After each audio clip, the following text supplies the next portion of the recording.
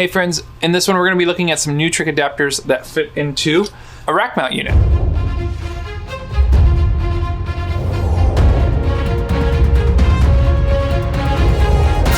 So let's go ahead and look at the Amazon ad here. You'll see that these sell for about $10, 11 bucks a piece. And so this comes in a pack of 2. At the time of purchase, like I said, 21 bucks or so, and it's a 4.6 out of 5 stars. So if we go ahead to the overhead here, we're gonna go ahead and unbox this thing and then actually install it into this particular unit just to show you how that goes. So let's go ahead and crack this bad boy open. So there are some dotted lines here. Let's see if this is, super convenient, super easy. And while we're at it, let's open the second one.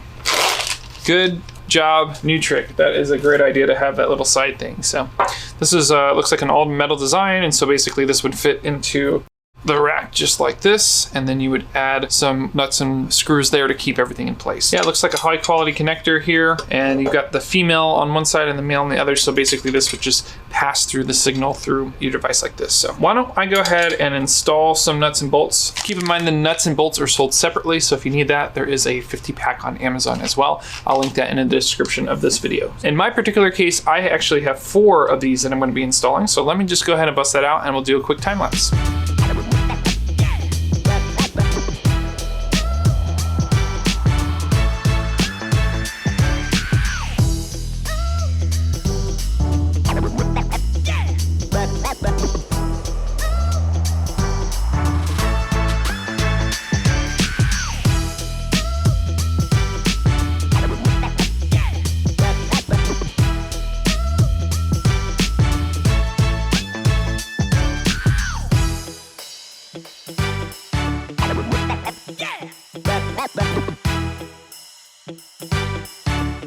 All right, so that took a little bit of finessing, but basically you put the screw on that side and then you grab the nut on the other side.